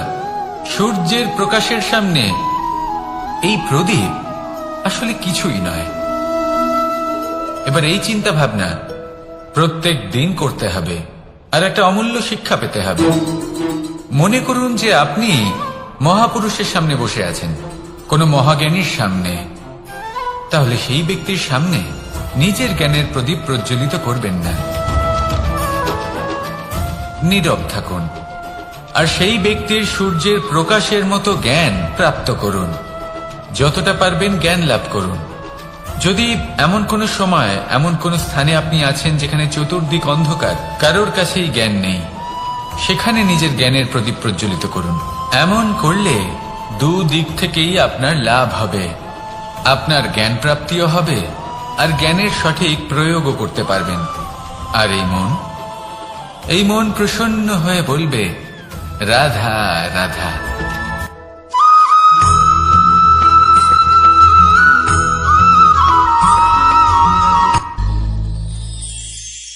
শিশিরের বিন্দু পাতার ওপর পড়ে আর তার গায়ে লেগে থাকে।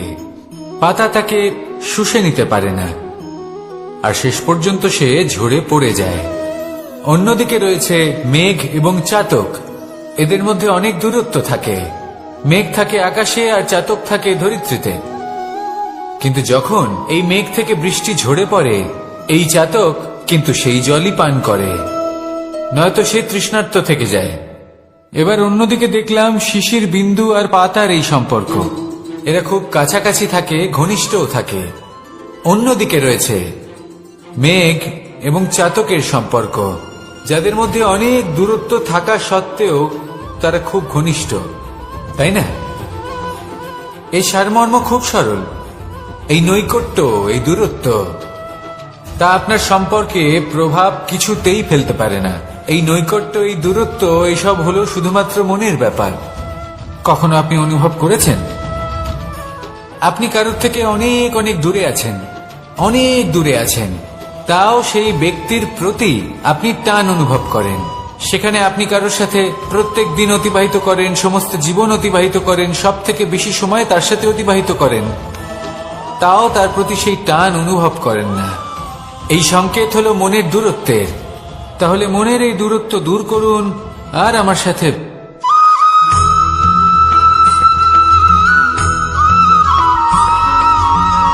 এই সংসারে কোনো বস্তু হোক বা ব্যক্তি হোক, তার একার গুরুত্ব কিন্তু খুব বেশি নয়। একটা উদাহরণ হিসেবে বৃষ্টির ফোঁটাকে ভেবে দেখুন। যদি একটি বৃষ্টির ফোঁটা হয় তাহলে তার খুব বেশি গুরুত্ব থাকে না, কিন্তু যখন সহস্র বৃষ্টির ফোঁটা মেঘের মধ্যে দিয়ে ঝরে পড়ে, তখন সেটা বর্ষার রূপ ধারণ করে। সেই বর্ষা যা এই প্রকৃতিকে শান্ত করে। সেইভাবেই পাথরের ছোট টুকরো, তার খুব বেশি গুরুত্ব থাকে না, কিন্তু যখন অসংখ্য পাথরের টুকরো একত্রিত হয় তখন তা পর্বতের আকার ধারণ করে। সেইভাবেই কিছু মানুষ যখন একত্রিত হন তখন তৈরি হয় পরিবার। কিছু পরিবার যখন একত্রিত হয় তখন তৈরি হয় সমাজ। যখন অনেক সংখ্যক সমাজ একত্রিত হয় তখন তৈরি হয় রাজ্য। এবার এই রাজ্যের সব থেকে গুরুত্বপূর্ণ ব্যক্তি হতে পারেন রাজা, কিন্তু তাও সেই রাজা একা কিছু করতে পারেন না। যুদ্ধ লড়ার সময় তারও নিজের সৈন্যদলকে প্রয়োজন পড়ে। কিন্তু এই সংসারে এমন একজন ব্যক্তি আছেন যিনি একাই সব কাজ করতে থাকেন, এবং সেই ব্যক্তি হলেন মা। আমাদের জীবনে একজন পিতার ভূমিকা কিন্তু নিঃসন্দেহে অমূল্য, কিন্তু আমাদের সকলের জীবনে যে ভূমিকা একজন মায়ের তা অন্য কারোর থাকে না। একজন মা একাই সন্তানকে বড় করতে পারেন, সংস্কারী করে তুলতে পারেন, তার জন্য পরিশ্রম করেন। আর এত কিছু কাজ করার পরেও তার কাজের জন্য তিনি প্রশংসা অবশ্য পান না। উল্টে যদি সেই সন্তান অনুচিত পথে চালিত হয়, অনুচিত কর্ম করে, তখন সেই মাকেই অপবাদের পাত্র হয়ে উঠতে হয়। আমাদের জীবনে মায়ের যোগদান কতটা সেটা বুঝুন। আপনাকে বড় করে তোলার জন্য উনি কতটা পরিশ্রম করেছেন সেটা বুঝুন। আজ থেকে, এখন থেকে, এই মুহূর্ত থেকে মাকে সম্মান করতে শিখুন। যখন সময় পাবেন, যখন সুযোগ হবে, তখন তার প্রশংসা করুন, ওনারও ভালো লাগবে। আর মায়ের এই মমতার জন্য, তার এই ভূমিকার জন্য আসুন সবাই মিলে আমরা তাকে প্রণাম করি, আর সকলে মিলে ভালোবেসে বলি, রাধা রাধা।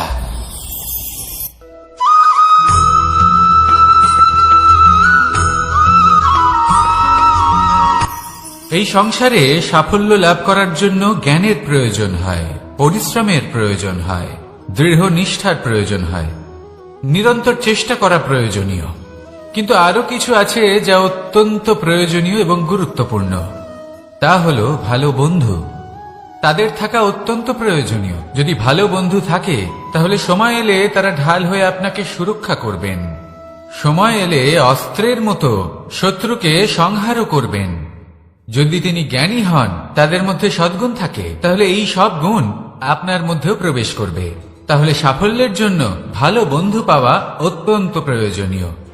কিন্তু শুধু বন্ধু কেন, ভালো শত্রুও থাকা প্রয়োজনীয়।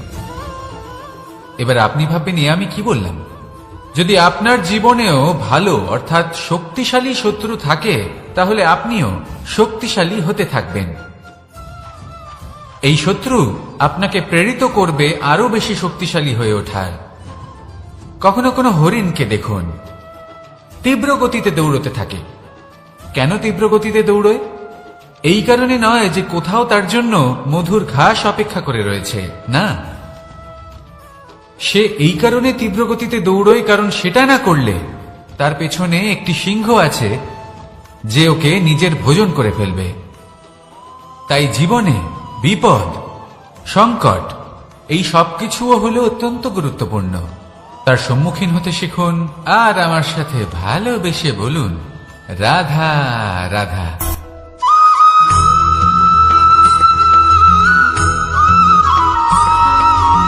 মানুষ জন্মগ্রহণ করে, তার সাথে ভয়েরও জন্ম হয়।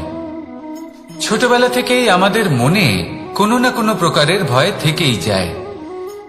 কেউ এই বিষয়ে ভয় পায় যে তার কোনো বস্তু তার থেকে দূরে চলে যাবে। কেউ এই বিষয়ে ভয় পায় যে আমি নিজেকে হারিয়ে ফেলব।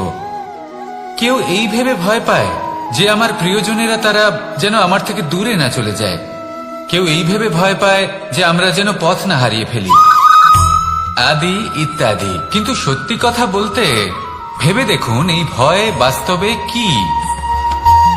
শুধুই একটা মনস্থিতি, আর কিছুই নয়। যা কিছু আপনি জীবনে পেয়েছেন তা একদিন আপনাকে হারাতে হবে। এই জীবন হলো আপনারই, কিন্তু তাও একদিন সমাপ্ত হবে। তাই ভয় পেয়ে কি লাভ? এই ভয় শুধু আপনাকে জীবন যাপন করা থেকে বাধা দিচ্ছে, আর কিচ্ছু নয়। পথ হারিয়ে ফেললেই বুঝতে পারবেন যে নতুন পথ কিভাবে বানাতে হয়। কিছু মানুষকে জীবন থেকে হারালে তবেই আপনি বুঝবেন যে আপনার আপনজনকে। এই ভয়ের কারণে ভীত হয়ে থাকবেন না।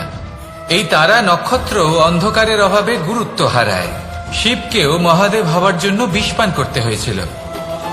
প্রত্যেক পরিস্থিতি, প্রত্যেক সাফল্য আপনার পরীক্ষা নেবে। তাতে উত্তীর্ণ হওয়া হলো আপনার কর্ম। যখনই আপনি ভয় পাবেন বা সংকটের সম্মুখীন হবেন, তখন সাহসের সাথে তার সম্মুখীন হন। মনে রাখবেন, যে সম্মুখীন হতে জানে, সাফল্য তার সাথে সবসময় থাকে। আসুন আর আমার সাথে ভালোবেসে বলুন, রাধা রাধা।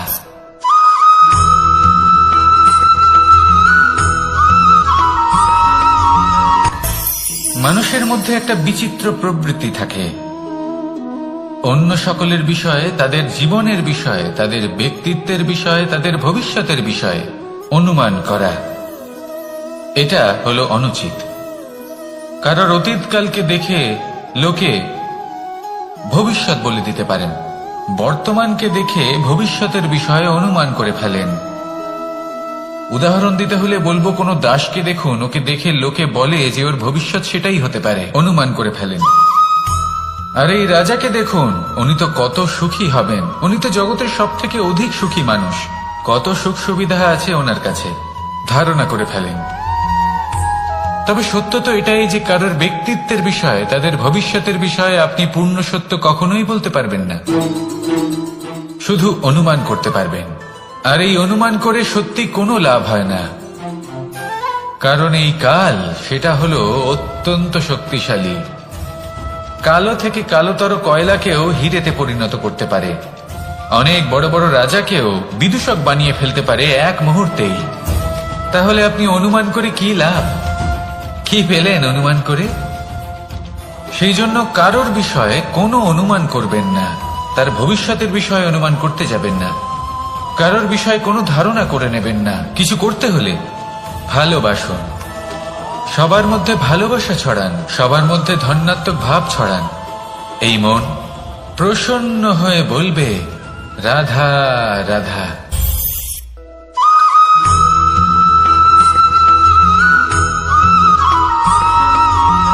এই সংসারে সব থেকে বেশি কোমল বস্তু হলো রেশম।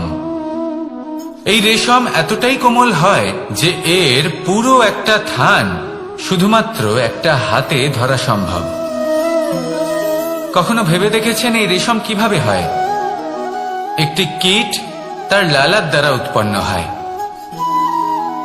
এই কীট সেই রেশমকে পাক দিতে থাকে, পাক দিতেই থাকে, দিতেই থাকে, আর আস্তে আস্তে তার মধ্যেই জড়িয়ে পড়ে।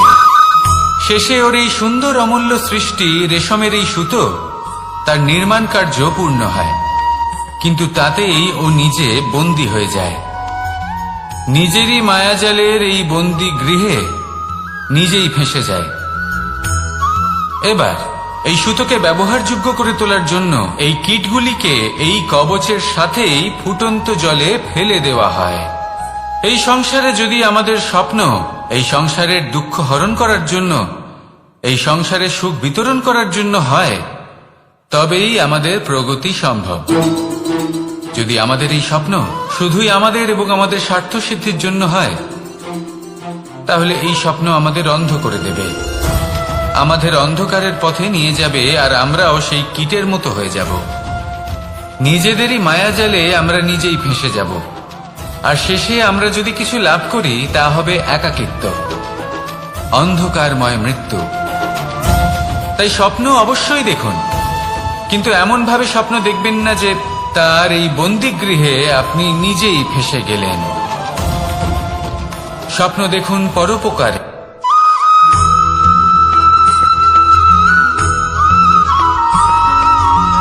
এই সংসারে প্রত্যেক মানুষ এটাই চান যে তিনি যেন ধনবান হন, আর্থিক অবস্থা তার ভালো থাকে, ওনার বাড়িতে লক্ষ্মীর আগমন হয়।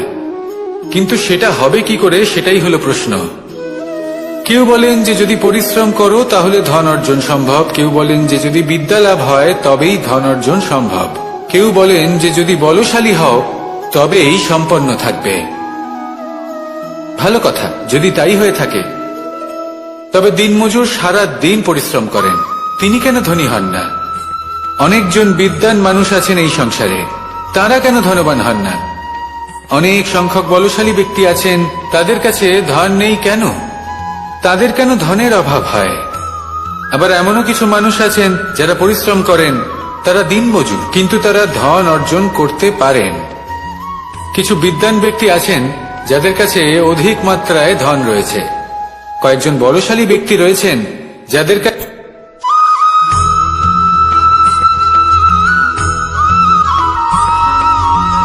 পিতা আর পুত্রের সম্পর্ক অত্যন্ত মধুর হয়ে থাকে।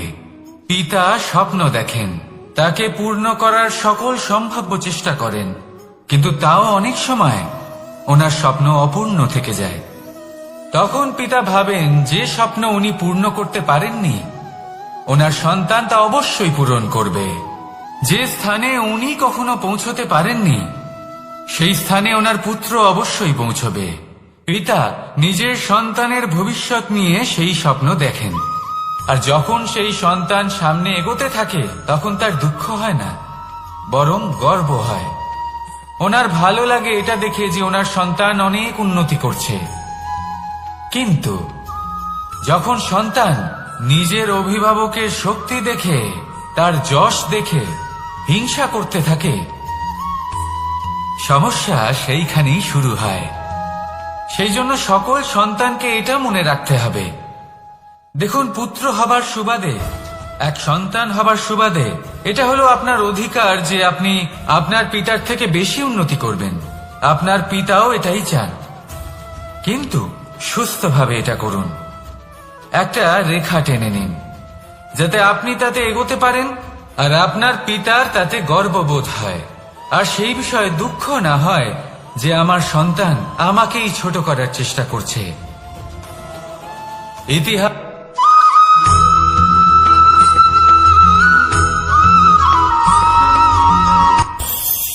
এই সংসারে আমরা প্রকাশ কোথা থেকে পাই? এর উত্তর বড়ই সরল। ভোরে যখন সূর্যোদয় হয় তখন প্রকাশের কিরণ আমাদের ঘরে এসে পৌঁছয়। এইভাবেই আমরা প্রকাশ লাভ করি। এবার এই প্রকাশের আলোতেই আমরা সারাদিনের কাজ সম্পন্ন করি। সন্ধে হয়ে যায়, সূর্যাস্তও হয়ে যায়, আর আমাদের ঘর যাতে অন্ধকার না হয় তার জন্য আমরা একটা প্রদীপ প্রজ্বলিত করি। এটাই ঘটে আমাদের জীবনেও। এবার প্রবাহমান আয়ুর সাথে আমরা আমাদের অন্তরে যদি একটা প্রদীপ প্রজ্বলিত করে নিই তাহলে বিষয়টাই অন্যরকম হবে। এবার আপনি বলবেন কোন প্রকাশের কথা বলছি যা আমাদের অন্তরে জাগ্রত করা সম্ভব? আমাদের আত্মার মাঝে প্রেমের প্রকাশ জাগ্রত করার কথা বলছি। কারণ আমাদের এই জীবন এও হলো দিনের আলোর মতো। আজ প্রকাশ আছে, কিন্তু কোনোদিন অবশ্যই অস্ত হবে। কিন্তু অস্ত হবার আগে যদি আমরা আমাদের আত্মার মাঝে প্রেমের এই প্রকাশ উজ্জ্বলিত করে নিই তাহলে আমাদের সন্ধ্যাকালও আমরা আনন্দে এবং প্রেমে যাপন করব। তাহলে আসুন আর আমার সাথে ভালোবেসে বলুন, রাধা রাধা।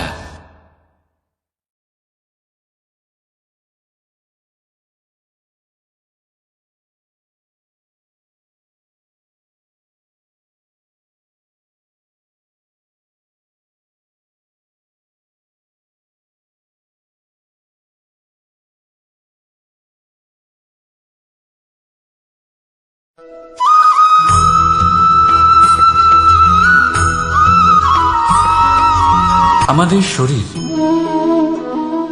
প্রকৃতির সর্বশ্রেষ্ঠ রচনা। যে অঙ্গ প্রত্যঙ্গ আমরা লাভ করেছি প্রত্যেকটির মধ্যে একটি নিজস্ব বার্তা রয়েছে। একটু ভেবে দেখুন, দুটি চোখ দিয়েছে দেখার জন্য, দুটি কান দিয়েছে শোনার জন্য, নাসিকাও আছে দুটি, দুটি হাত দিয়েছে দ্বিগুণ পরিশ্রম করার জন্য। কিন্তু জীব শুধুমাত্র একটি, তার উপরেও তীক্ষ্ণ বলিষ্ঠ দাঁত দিয়েছে তার রক্ষার জন্য। কখনো ভেবে দেখেছেন কেন?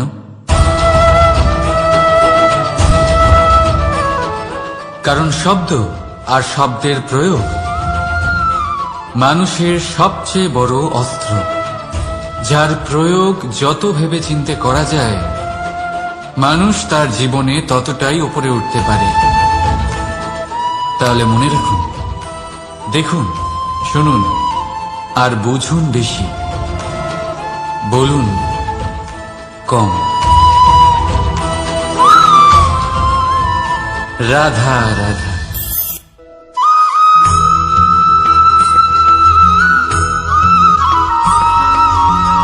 যখন আমরা কোনো বনে প্রবেশ করি তখন এই সবুজ ঘাস দেখে, এই কোমল ঘাস দেখে আমাদের মন প্রফুল্ল হয়ে ওঠে। ভিন্ন ভিন্ন প্রজাতির ফুল, ভিন্ন ভিন্ন রঙের ফুল দেখে এই মন আনন্দে ভরে ওঠে। এখানে শিশুরা আনন্দ লাভ করে, বড়রা ভোজন গ্রহণ করেন, কথাবার্তা বলেন, হাঁটাহাঁটি করে বেড়ান। এবার ভেবে দেখুন, যখন এই উপবনের নির্মাণ হয়েছিল সেই সময় যদি এই মাটিকে সঠিকভাবে খনন না করা হতো, যদি তাতে সঠিকভাবে বীজ রোপণ না করা হতো, যদি কোনো সংঘর্ষ না হতো, পরিশ্রম না করা হতো, যদি চলতে চলতে পায়ে কাঁটা না বিঁধে যেত, তাহলে এই সুন্দর বন দেখে আমরা কি এই আনন্দ লাভ করতে পারতাম? কখনোই নয়। ধরুন কোন নদীর তটে সুন্দর একটি বন আছে, সেই বনের আনন্দ লাভ করতে গেলে আপনাকে সেই নদী পার করতেই হবে। যদি সুখের নদীর কাছে পৌঁছতে চান, তাহলে তটে যে কাঁটা রয়েছে সেগুলোর সাথে সংঘর্ষ করতেই হবে। এই সংসারে যদি আপনি সুখ লাভ করতে চান, তাহলে সুখ লাভের এই যাত্রা শুরু করতে হবে সংঘর্ষ দ্বারা। তাহলে সংঘর্ষকে স্বাগত জানান, এর পেছনেই সুখ রয়েছে যা আপনার জন্য অপেক্ষা করছে। এবার হাসুন আর আমার সাথে ভালোবেসে বলুন, রাধা।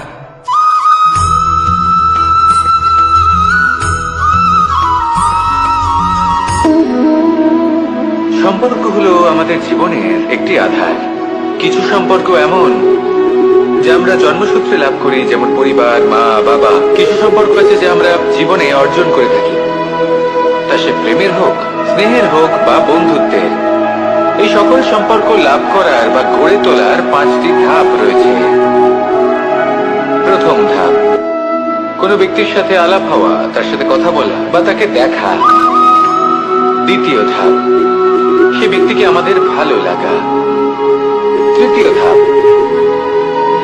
আমাদের এটা চাইতে শুরু করা যে জীবনে এই ব্যক্তি যেন আমাদের বন্ধু হন, আমাদের জীবনে থাকেন, বা আমাদের কাউকে ভালোবেসে ফেলা আর এটা আমাদের ভাবা বা চাওয়া যে সেই ব্যক্তি যেন আজীবন আমার সাথে থাকেন, আমার জীবনে আমার সাথী হয়ে। চতুর্থ ধাপ, লাভ করা। এবার এই ধাপটি অনেক মানুষের পক্ষেই খুবই সরল হয়, বড়ই সরল ভাবে নিজেদের সঙ্গীকে লাভ করে থাকেন। কিছু মানুষের জন্য এই ধাপ অত্যন্ত কঠিন হয়ে থাকে। অনেক প্রতিকূল পরিস্থিতির উপর জয়লাভ করে তারা সঙ্গীকে লাভ করেন, কিন্তু লাভ অবশ্যই করেন। এরপরে আসে পঞ্চম, অন্তিম এবং সব থেকে গুরুত্বপূর্ণ ধাপ। সেটা হলো সেই সম্পর্ক পালন